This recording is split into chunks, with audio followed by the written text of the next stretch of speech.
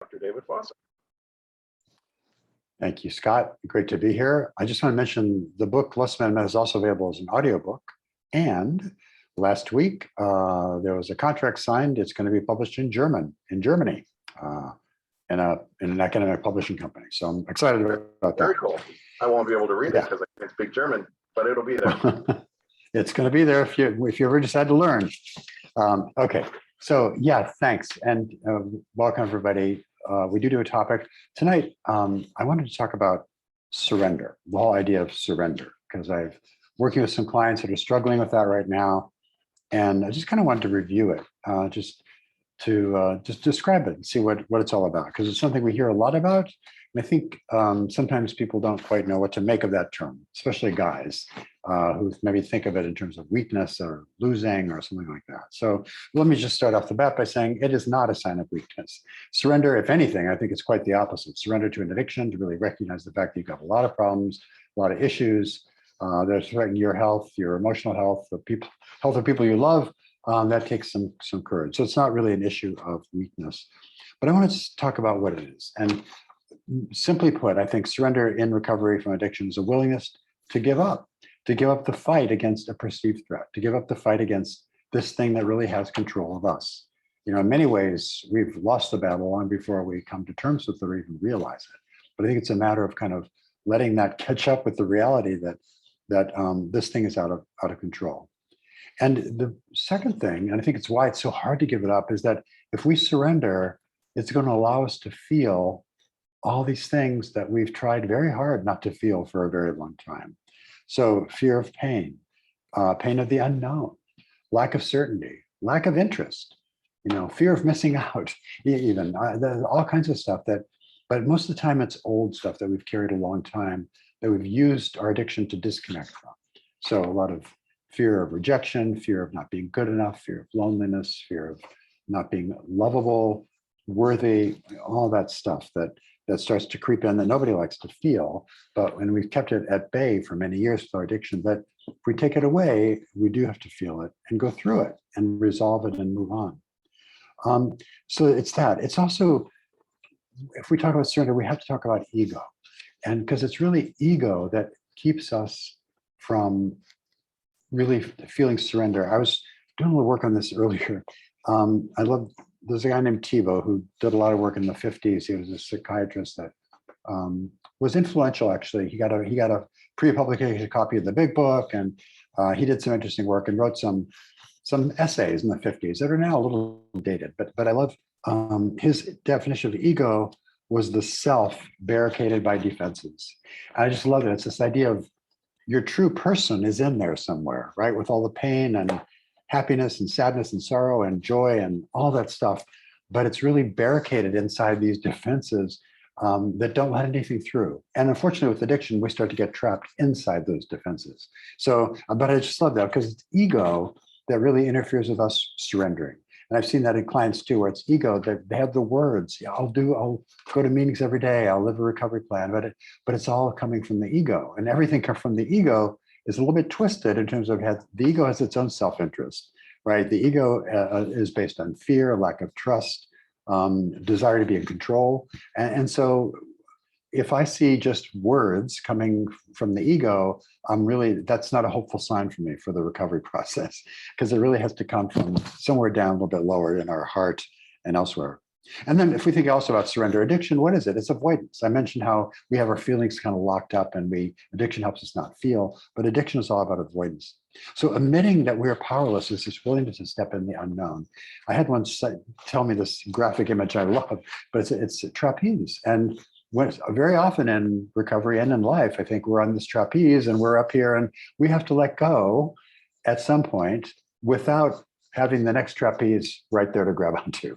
And so there's this period we're kind of floating on faith and trust that we're going to be okay, that other trapeze is going to come up and meet us. And it does. But boy, letting go of that, how many times did I go back and forth on that trapeze without really letting it go and taking the leap? So I think it's really, it takes courage. But what are the benefits? Well, before I get there, what else is what's going on? We're a swing on that trapeze. What are the fears?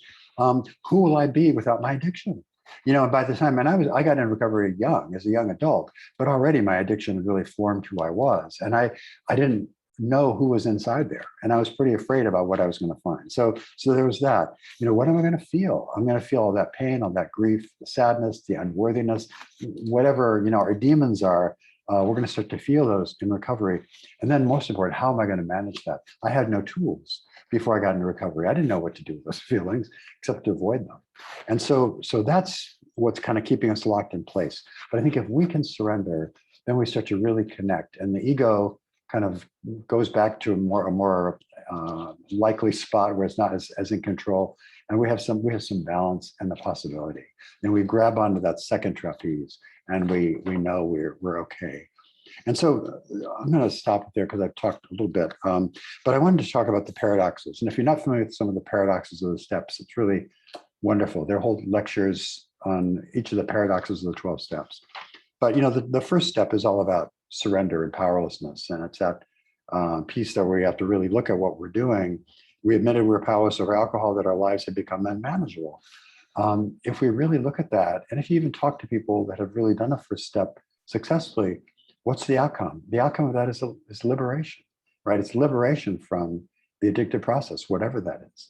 And I think that's the real key, that sometimes I think we're so locked into place in fear, we can't really see that how by saying, okay, this thing got me, it's really opening up a whole door into a new life, and a life of freedom, ironically.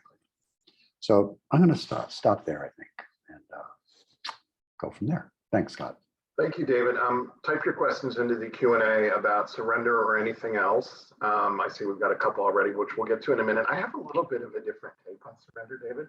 Cool. I really struggled with surrender. I mean, when I had a therapist look at me after, that big long 6 hours of testing they do and say, I think you might be an addict. I was like, of course I'm an addict. And I took that as permission to be an addict, permission to be powerless. It was my excuse. I used it as an excuse rather than motivation. So I surrendered to my addiction and let it run roughshod. Yeah. And so I struggle with the term surrender because if I surrender, then the addiction wins. What I've done is I've reframed my surrender. I surrender to the fact that I am an addict and that I need to do something about it, or my life will continue to be crap. So I think it was Pat Carnes, and I don't know if he's the originator of this or not. We talked about this in the webinar that I filled in on this morning. He said sanity or recovery. One of them is a commitment to reality at all costs. And I do think that there's a real truth in that. But for me, I had to surrender to the reality that I had a very serious problem that was really screwing up my life. And there was something I could do about it. I had to surrender to that reality too. There is something I can do about this. I can't just stay in my comfy little cocoon, no matter how awful that cocoon is. It was pretty comfortable. I had made a nest in my, and gotten comfy in my addiction. Right. So I had to surrender to the reality of my life, which was it's a mess and I need to fix it. And it's nobody's fault but my own. I had to surrender to that. Nobody pried my mouth open and poured vodka in it. I opened my mouth of my own free will and poured vodka in it, or scotch, more likely. And my sexual behavior was the same way. Nobody held a gun to my head and said, go act out, go look at porn, go do, I chose these behaviors as a way to cope. And what I had to surrender to was not the fact that I was powerless and my life was unmanageable. I had to surrender to the fact that I was powerless and my life was unmanageable. Does that make sense? Yeah, I like that. Interesting. Yeah. So, I mean, and I think a lot of guys who struggle to say, well, I can't surrender or I've lost, this is the reframing I'll do with them. I'll say, surrender to reality. And reality is you have a problem and you need to make some changes. That one, they can wrap their head around a little bit. Saying the addiction has kicked my butt, I'm a guy. I don't want anybody to kick my butt, not even my addiction.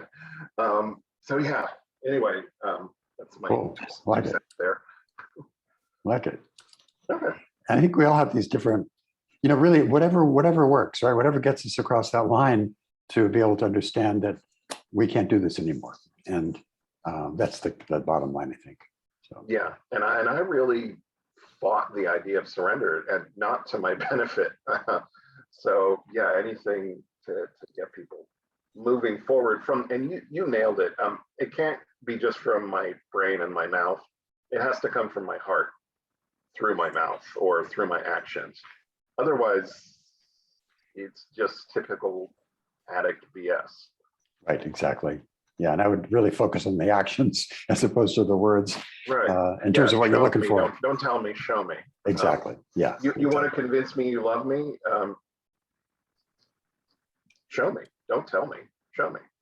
Yeah. So yeah. And you want to convince me you're serious about recovery? Okay, don't tell me. Show me. You're absolutely right. Okay, let's get into our Q&A. I love this. I love this question. It's right on target. Could you address ambivalence? My partner is ambivalent about his addiction, whether it's really a problem, whether he should seek treatment, and that causes me a lot of distress as well as conflict between us. So this is from the betrayed partner, but maybe we can address ambivalence from both sides of the equation.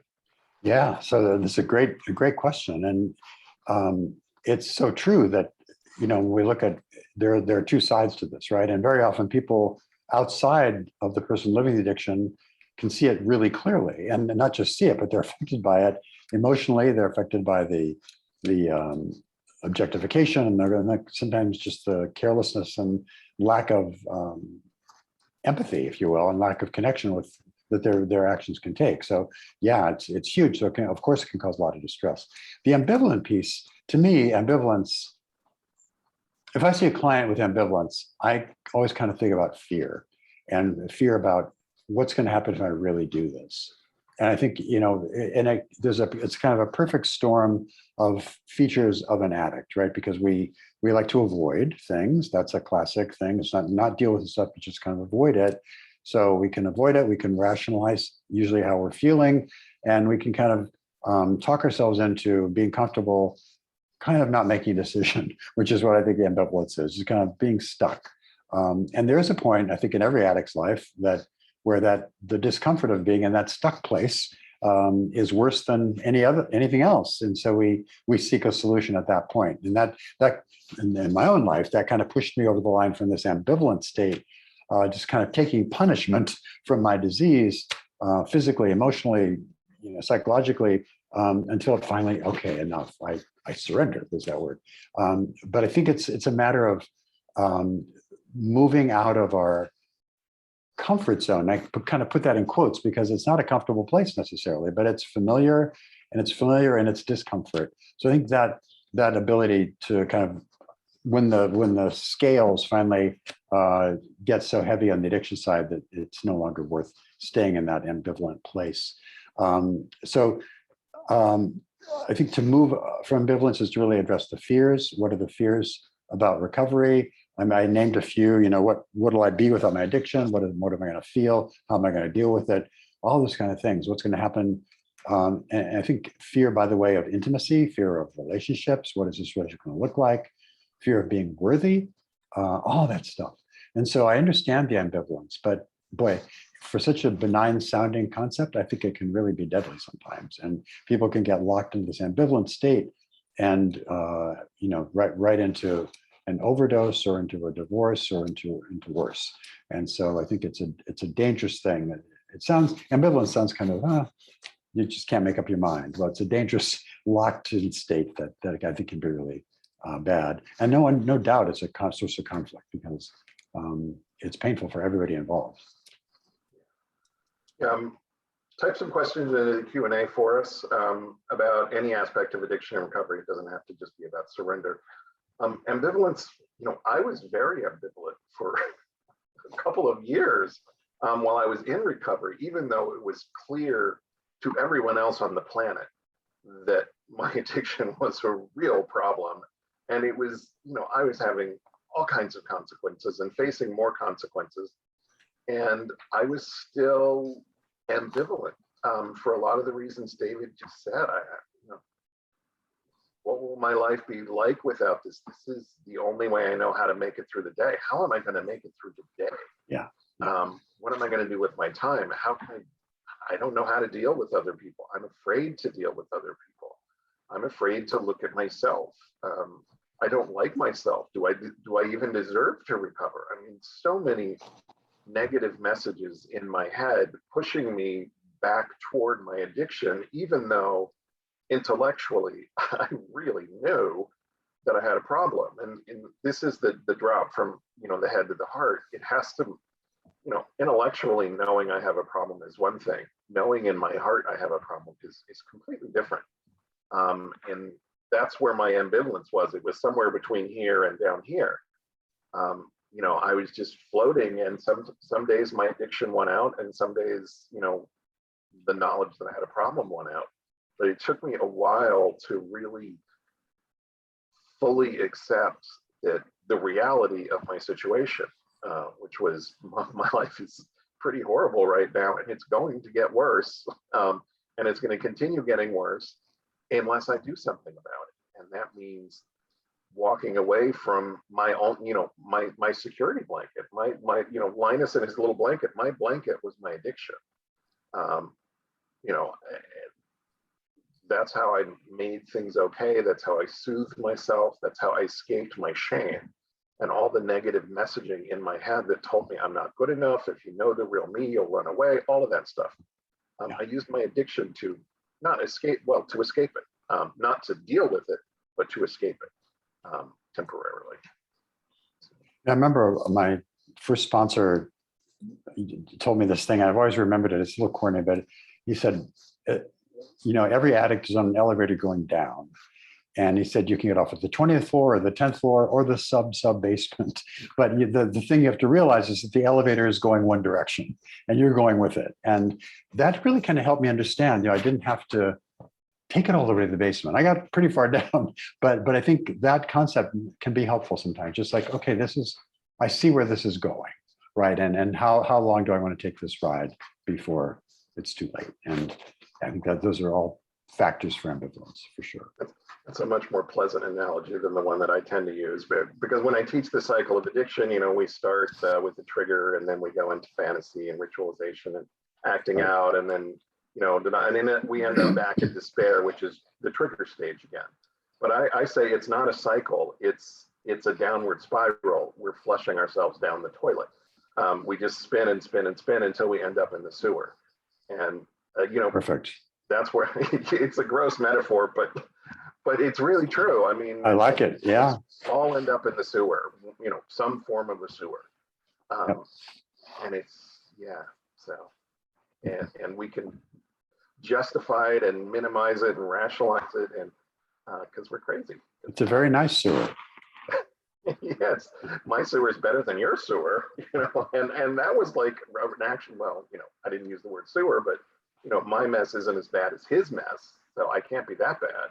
Oh, yeah, well, I never did that or whatever that is. Yeah, exactly. Right. Until we do it, Yeah. then, right, yes, exactly. Okay, ask us some more questions. We've got one here. Do 12-step programs take into consideration the coupleship/marriage, or are 12 steps programs very singular and just about the addict or partner independent of each other? That's a great question. Yeah. So a lot of the 12-step programs, whether it's for drugs or sex addiction or any other behavior, do focus on the individual, but almost every fellowship tends to have at least one, usually smaller group that focuses on the couple. And so I think you can find it. Some of them are more robust than others. There's been a little literature done on that. We should mention the new prodependence groups. So, Dr. Rob's book, Prodependence, that looks at kind of reframes the way we live with each other, addicts and partners. And there are some groups, for example, for that. Scott, do you know the website? Prodependence.org? Prodependenceanonymous.org is the 12-step website, and prodependence.com is the book website. Okay.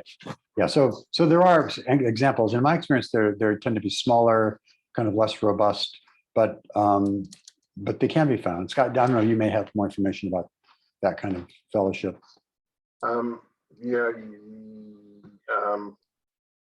I don't recommend Coda. I think partners, there's a lot of blame and shame that partners put on themselves and each other in Coda. Al-Anon is a little bit better. You have to find groups that mean something to you. But I wanted to talk about, let's talk about the 12 steps in a bigger way. For me, steps 1, 2, and 3 are, I can't, God can, I think I'll let him. I have a problem, I need help, I think I'll accept help. Whether you want to throw God into that mix or not, that's up to you. So that's the first 3 steps. I have a problem, I need some help, I think I'll accept some help. So that gets me in the door of a 12-step room. I think when you walk in the door of a 12-step room for the first time, you're working the first 3 steps. I have a problem, I need help, I'm here. After that, steps 4 through 9, technically they're all about me as the addict, but really they're all about me in relationship to the world. Right. Step 4, I take a searching and fearless moral inventory of myself. Step 5, I share it with my higher power and another human being, which is very scary. 6 and 7, I work on my character defects. 8 and 9, I make amends to the people I've harmed. Steps 4 through 9 teach me how to be in relationship with the world and the people in it. Step 10 is steps 4 through 9 rolled into one little ball, done all at once. A quick, spot check inventory, basically, like what's my role in this? Do I need to apologize? Things like that. And 11 and 12 are about connecting with my higher power and connecting with the world. So even though 12-step programs are about me as the addict, they're very much about coupleships and marriages and friendships and working relationships. Step 12 says we carry these principles into all, I'm misquoting, all aspects of our lives. David, help, I'm misquoting. All our affairs. Thank you. But so I do think that, yes, the 12 steps are individual and about the addict, but they're about me getting right with the world and the people in it. So I think it's about relationships too. I don't know. And I just want to add to that. I really like where you're going with that, Scott, because it's so true. And I think if we think about the nature of addiction and more important, the nature of recovery, it's all about relationships and connection. And, really we heal and we get better through relationships with other people and connections with other people. And it starts out maybe with peers in our AA meetings or NA meetings or SAA meetings, whatever fellowship you go to.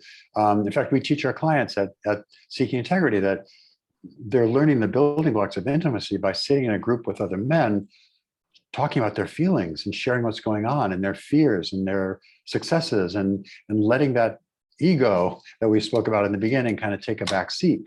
So I think that's all about connection. And I think those skills are directly transferable to intimate relationships with partners and husbands and wives. And so I think it is all about relations and connection. So yeah, it's in that sense, it's very much, the whole process is really about how we relate to other people as well as ourselves, right? I think, and we can't do that connection toward outside people until we have it really internally.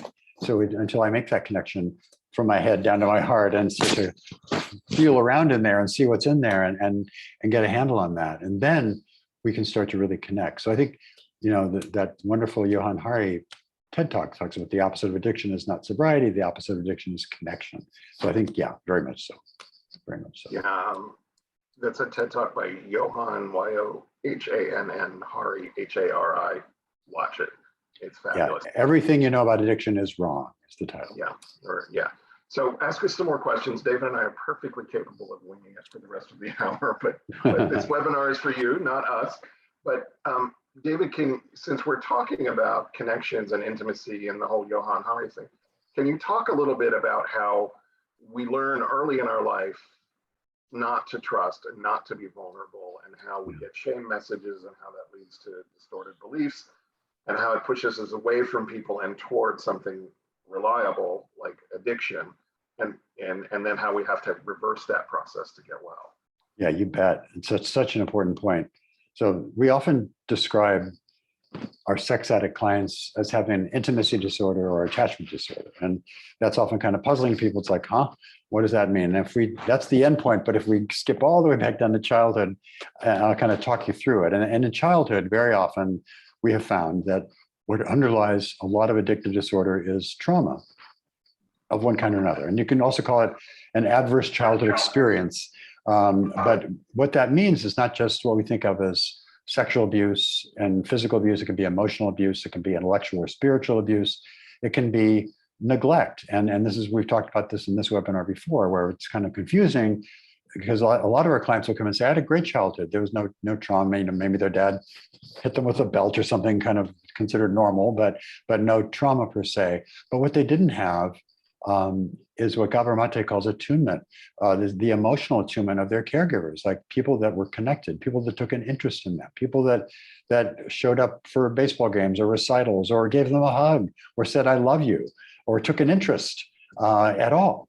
And so I think very often when you're in a place like that where you have inconsistent support from your caregivers, like you never know if it's coming or not, or worse, as in my case, where I had a father who was an alcoholic and a little bit of a rager, I pretty much knew what was coming. So when early on we learn, and this is not conscious process necessarily, but we take these messages away. It's like, well, I can't trust anybody. I can't trust anybody to take care of my needs. They're preoccupied. They're not even paying attention.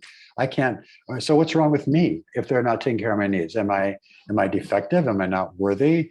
Do I have to try harder to work at love? Do I have to really work for it? Do I have to do things perfectly? So you can start to see the seeds of all these things that get laid down early on before we're even thinking about it. This is like 5, 6, 7 years old. And so we take, those are called core beliefs, where I'm not good enough, or if people really knew I was thinking, they'd really run the other way, or I have to work really hard to get you to love me. I have to work really hard to get you to validate me. All these things, because I'm unworthy, I'm unlovable, I'm unsafe. I don't trust you. And if I don't trust you, how can I be vulnerable around you? And you can start to see the implications for intimacy as they grow up. And so that fast forward, addicts learn how to cope with that. And after a while, the beliefs are kind of not even conscious anymore. They're just how we live and how we're wired. And so the way that spills out in adulthood is that people have these behaviors and relationships that are built on these, with these beliefs they're carrying around that keep them from really being able to connect with people effectively. And so, Scott was talking about the steps so eloquently a minute ago. I think when we look at recovery, it's so much more. Giving up the behavior is step one. that's just the beginning, right? It's the healing comes in the growth and the surrender and the putting aside ego and facing all that stuff we didn't want to face, the fears. And guess what? It turns out that we are stronger, better people for it. But I think that, but many of us as adults have to relearn how to connect with other people, how to get past that inability to trust, or the inability to be vulnerable, or the belief that I'm really damaged goods, which is one I hear all the time. So just to end, kind of turn around those false beliefs. And that happens with trauma therapy. It happens with recovery. It happens with healthy relationships and connection. So yeah, from early on through these traumatic experiences, it fast forwards and it stays with us until we do something different. It's not the kind of thing. I had a client, I was very disappointed in another therapist who, this therapist reported, at least to me, I hope accurately, but the therapist apparently told him, some of these things you'll just outgrow. And in my experience, when there's adverse childhood experiences of trauma, we just don't outgrow it, right? We're hardwired to defend against it. And that doesn't change unless we really work at it. And that's what recovery is all about for me. Yeah, and sorry, I was there's the link to the TED Talk in the chat feature. Somebody popped it in there for us. Thank you.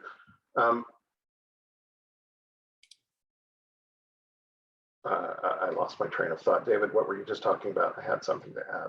About recovery, intimacy, getting past those early core beliefs. Thank you. Wow, that just flew right out of my head. I got distracted by the chat feature. Yeah, and part of the problem, this is why group recovery, the group setting in recovery is so important. I had to learn to, first I learned with the one-on-one therapist to tell some of the truth, not all of it. And then, I went to a treatment setting where everybody was there with the same problem as me and just as bad as me. So I learned to be a little more truthful there. And when I say truthful, I mean vulnerable, to show my true self. And then 12-step meetings and a sponsor.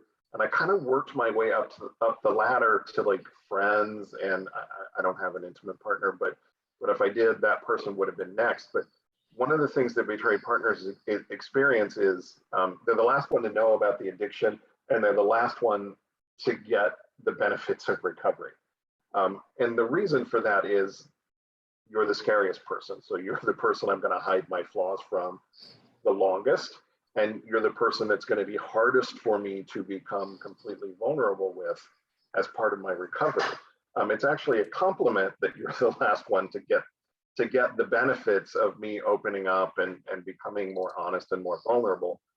But it's no fun for you to sit there and wait on me. And when you see me telling my sponsor everything, but I'm not telling you everything, that's got to hurt. But the reason is you're the most important person, which means you're the one who can hurt me the most. And addicts, we fear intimacy. We have to overcome that in our recovery, and we have to start small and work our way up to the person that we want the most intimacy with. So anyway, I just wanted to add that. Ask us some more questions, and we promise we'll get to them. Who does this one, this is from a betrayed partner. When I first read this, I thought it was from the addict, but it's not. I think it's from the betrayed partner. Why does the betrayed partner want to pull away as soon as they get close to the addict? Which is really just kind of what we've been describing the last couple of minutes, right? There's a tremendous fear of intimacy and attachment. And as Scott just said, well, this is about the betrayed partner wanting to pull away. I mean, the addict wants to pull away because intimacy scares me, but why does the betrayed partner want to pull away? Oh, I think in many ways, what we see with the betrayed partner is a form of trauma as well. And this has been more and more documented, basically, that it's a very common phenomenon of betrayed partners to experience a kind of partner trauma in their search for emotional safety. They betray partners who've had the rug pulled out from under them and their whole world turns upside down. And in many cases, we have clients that they've been married for 20 or 30 years and it all comes out. And so can you imagine finding out something that's been going for 30 years that you knew nothing about? So of course it's traumatic, and there's a lot of reaction. So I think the partner also is reticent to open up and be vulnerable again until that wound gets healed. The way I describe the trajectory of recovery is really for the partner and the addict to do their work on their healing on kind of separate tracks. When they want to do couples therapy too soon, it's like, I think my belief is that we need to kind of get established in ourselves, find our own grounding sources so we can feel safe, we can operate safely, we can work through some of those wounds, and then we can start to come together and do that healing work as a couple. But I think individually, I think the reason the betrayed partner pulls away is honestly the same reason addicts pull away, which is fear. The source of the fear is different, that they're going to be hurt again and wounded again, and there's this need for safety. The need for safety drives, some of the things that partners get a lot of teasing about, but I totally get it. Like the detective work, if I can just get the information, if I can get the call logs or get the geolocator, or, just then I'll be reassured. But the trick or the trap, I guess, with that is that there's never enough information, right? You can get all the information in the world, but there's still that little moment of doubt. It's like, do I have everything? Maybe there's something else. And that is trauma. That's the trauma. This thing is still happening, and we are imagining it happening. We probably know it's happening, and we were fearful of that. So I think there's a lot of, until the partner has adequate support really outside the orbit of the addict, right? In their own support groups, in their own support system, with other betrayed partners, talking and healing and getting that connection that we spoke of that's so important a few minutes ago, getting it from those other betrayed partners. Then I think once that healing starts to occur, then there's more likely hood of the two, the addict and the betrayed partner coming together again in a more healthy way. But it takes time. And I think it's all about getting hurt and trying to protect ourselves. And that's totally understandable. Totally understandable. David, do you have a piece of paper over your microphone or something? We're getting lots of scratchy feedback. Sorry, sorry, Scott. I don't know what's going on. Against your shirt, maybe. I'll hold it. Yeah, sorry about that. So, okay, yeah, but betrayed partners, there's a study by Barbara Steffens and Marcia Means and Barbara Rennie, or I got some of those names wrong, or some of them right, I think. Most betrayed partners display symptoms of post-traumatic stress disorder. That doesn't mean they have post-traumatic stress disorder. It means they display symptoms because they've been traumatized, as David said. It's not a childhood wound, which we see with a lot of addicts, that's driving the bus. It's a very, very recent wound that's driving the bus. But speaking of buses, I mean, when you, as a cheater, you know I'm cheating. I've been doing it for years and getting away with it and looking at porn and keeping secrets and all. I know all about this stuff. When you find out about it, it's like you just got hit by a truck. It's an emotional truck, not a physical truck, but you get run over with, oh my God, the person that I have trusted implicitly, who's always supposed to have my back, who's never supposed to do anything to hurt me, just stuck a knife in my back and twisted it. That's what it feels like. So of course you're going to be traumatized. Of course you're going to like recoil sometimes. How could you not? And until relationship trust is reestablished, which is going to take a year, give or take, and that's if the addict is doing everything right in his or her recovery, you're going to have those moments where you want to pull back, where you don't want to be intimate, whether it's just emotional or physical or what, you're just not feeling it because you don't feel safe. It doesn't feel safe. Right. So the other thing I wanted to touch on is, David talked about addicts need to be on their track and betrayed partners need to be on their track. And a lot of times betrayed partners think, well, I'm not the one with the problem. I didn't screw up our relationship. I didn't cheat. I don't have an addiction. Why do I have to go to therapy? Well, you don't have to, but you deserve to. You just got hit by a truck. You deserve some urgent care. And I like what David said about holding off on couples. Can you explain a little bit more about sort of when couples therapy should come into the mix, David? Yeah, and I'm going to talk about trauma therapy too, if I may, just those two things. Those often come up in conversation. So we talked about these kind of two tracks. I forget who came up with this around seeking integrity, but it wasn't me. But I like the idea of the addict and the partner are both on roller coasters going up and down with moods, but they're not on the same roller coaster. So very often, one will be up, the other will be down, and it's just kind of, it can be a lot of drama and upset, and that's normal for a long time, for I would say a period of several months in the beginning at least, where people are kind of in these mood swings. They're all over the place. They don't know what they want. That's why we often recommend no major changes. Let's just kind of put a pause button in here and slow down and see where we end up. But in the beginning, at least, that's really important. And in the beginning, at least, I'm going to say before the couples work, but I also want to insert here the trauma work, because what we know about trauma work is that by definition, you're going after deeper things. We talked about childhood wounds. It's painful work. It's not easy. I'm a trauma therapist. I do EMDR hypnotherapy. I worked with thousands of clients, and it's painful work. It's gratifying work. It's wonderful for them because they get the healing, but it's not easy. I guess that's the best way to put it. It's just not easy. But if we think about our addictions as our primary coping mechanisms, they've gotten us through. They've kept us disconnected from those fears and those self-doubts and worry and all the other stuff that we don't want to feel. Suddenly we don't have addiction anymore to do that for us. And we need new skills. We need new skills on regulating our moods, on naming what is that feeling, learning what a feeling is. That's why we give those little emojis in our client handbooks on what is it that we need? What is it that I'm feeling? What is it that, what are the characteristics of being a good listener? How do we even do that? That kind of thing. So it's learning how to do these basic skills, learning how to resist impulses. There's a lot of the tasks in the beginning are really personal and specialized to the addict or to the partner, and they need to be accomplished before we can move to kind of to the next step. The next steps would be then trauma therapy, where, okay, I feel safe enough to start doing deeper work with a client, because now they have some tools. If they get really upset, they can bring themselves back to kind of neutral. They can ground themselves if they start to get activated, that kind of thing. The same thing really goes with couples therapy. If I try to do couples work with a partner and the addict in early recovery, there's going to be a whole lot more reactivity and probably even damage done, I would say, in those conversations, because people are just in a totally reactive mode. Now, a couples therapist can go a long way toward guiding the conversation and laying down ground rules, but I think very often it's not a very satisfying experience for the couple because they're still in that reactive mode.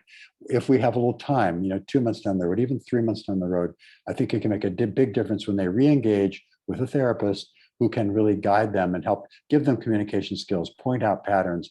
And by that point, people aren't necessarily reacting out of instinct as they would early on. So I think just that I don't know, 2 or 3 months is like a huge grace period for people to kind of get stabilized, do their work, and then start to come together and do the deeper healing. It has to be like staged, stage 1, stage 2, and so on. Yeah, this is an issue throughout recovery for both parties. I think we all want to be well right now, or like yesterday. I want to be fixed yesterday. And that's not how it works with addiction. And I want my relationship to be fixed right this instant.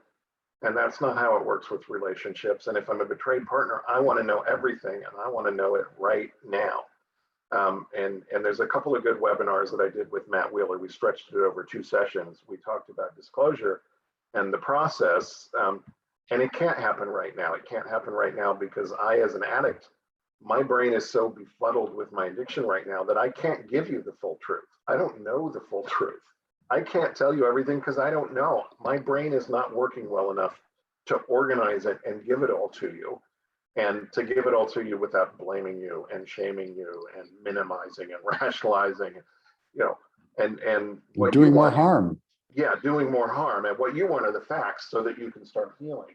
And it's very hard for a betrayed partner to be patient enough to wait until she or he can receive those facts safely. Now, it's not really the betrayed partner who needs to be able to receive them safely. It's the addict who needs to be able to give them safely, and that can take 3 to 6 months.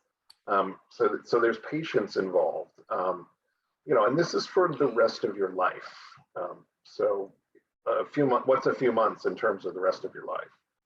And I would add to that, we're talking about those kind of tasks as they progress into recovery. At least speaking for the addict, there's a lot of skills. I mean, we talked early on about intimacy disorders and attachment disorders, and how the kind of most addicts come to growing up relationships with a lot of misconceptions about themselves and about what the relationship should be like, what couples should be like, even what sex should be like. Pornography has really skewed what a lot of people think is normal sex. And so I think we don't know how to do intimacy. We don't know how to do, and I hate the word healthy sex, but I mean, it's sort of, but you know what I mean, not addictive sex. But I think there's a lot of skills and practice that needs to happen at that point. So I've heard some projections talk about really to get to full kind of robust healing for a couple is a matter of years, with developing those intimacy skills and developing a true partnership.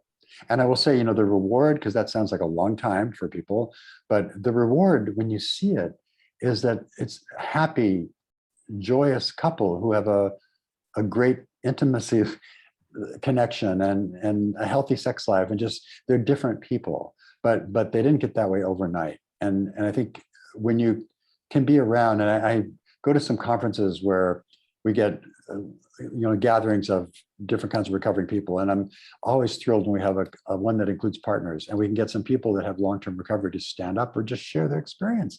And it's just so important to have them around as role models, because I think everybody needs kind of visible evidence that healing is possible, and that I was going to say miracles happen, but hard work happens, and healing does happen.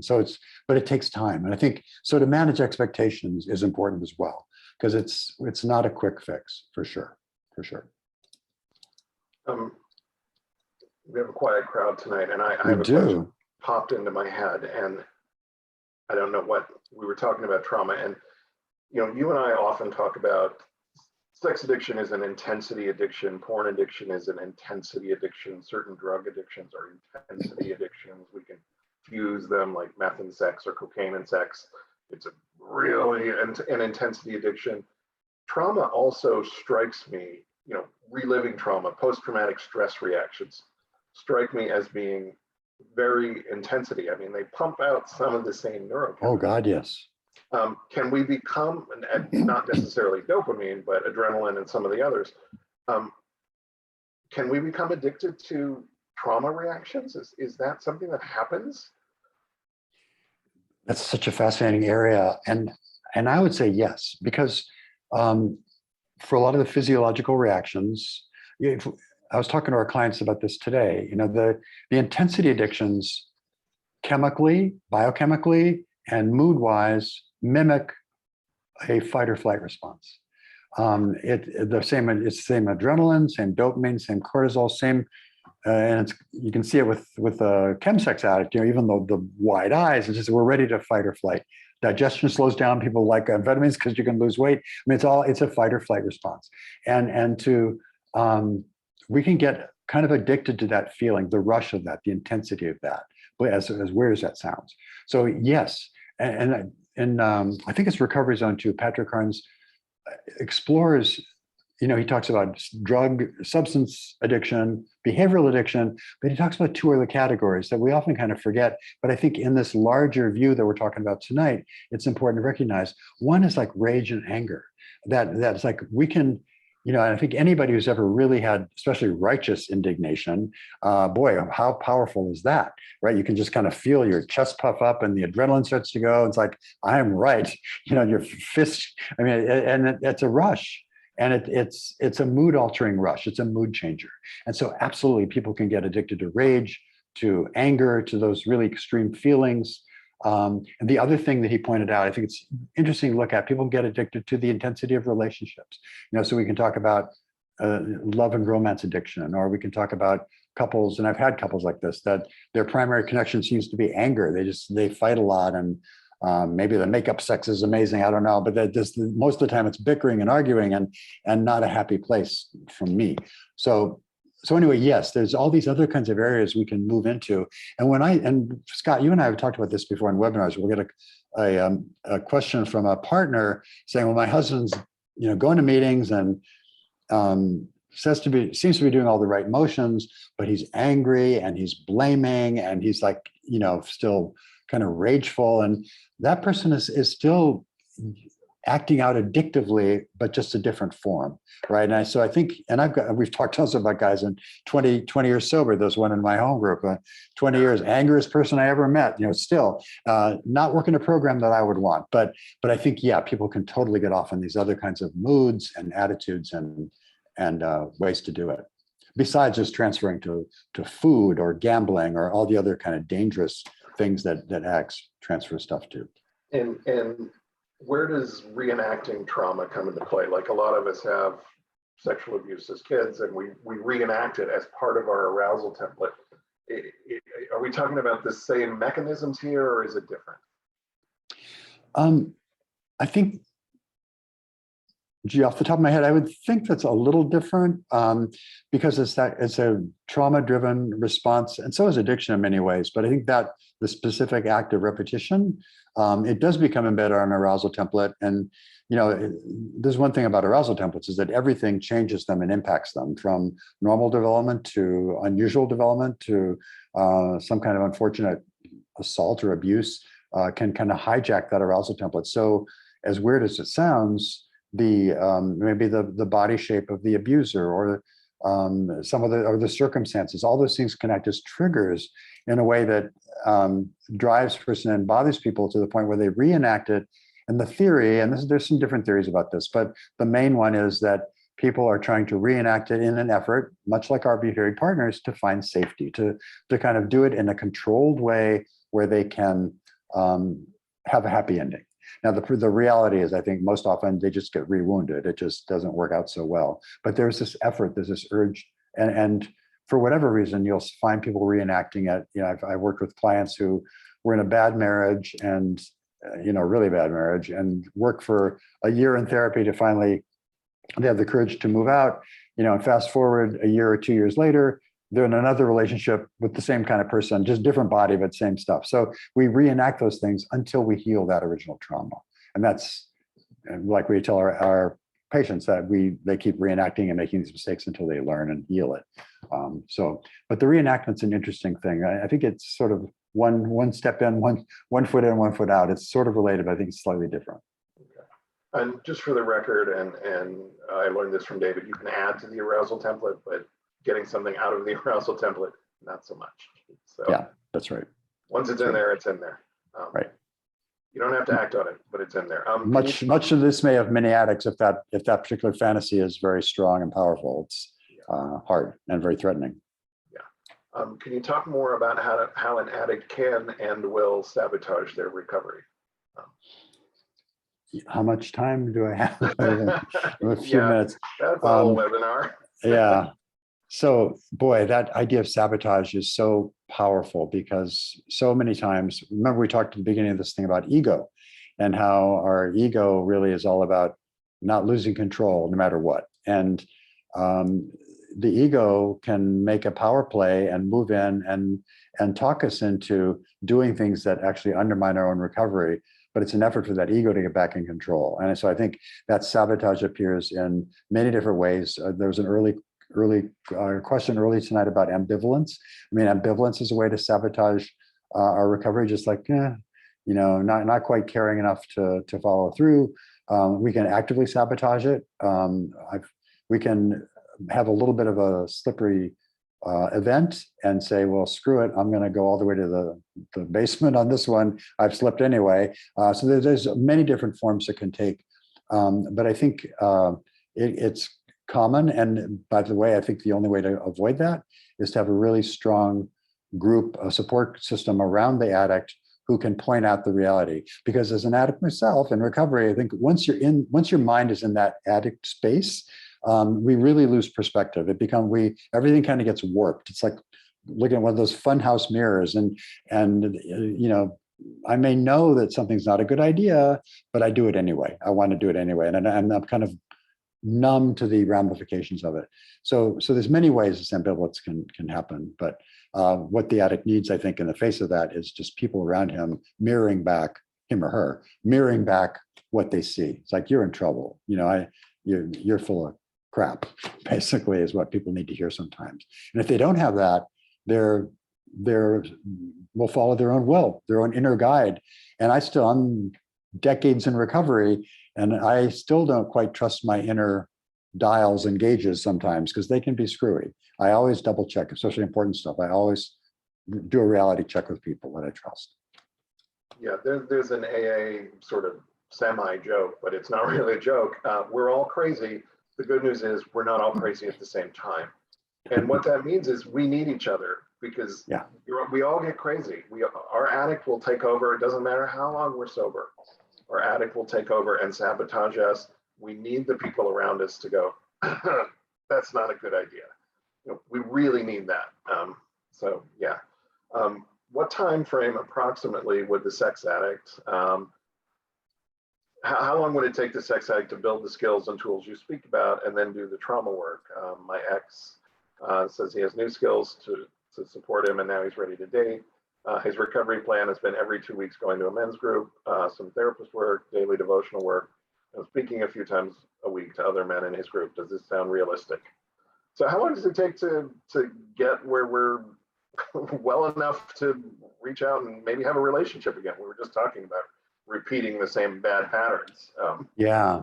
So, unfortunately, there's no magic number here, but just based on seeing a lot of people, I think a year is a nice round number, and probably longer before maybe a relationship sometimes for healing. But I think a year, if I had somebody for a year as a therapist, I think, give them those skills. And by the way, I think if people don't know DBT, dialectical behavioral therapy, I think it's all skills based. It's a wonderful set of skills that are really useful in early recovery, from being mindful to decision making to controlling your feelings, all this stuff that I would hope the addict could start to internalize. And then we do some trauma work, which can be relatively quick. It doesn't have to be a years-long process.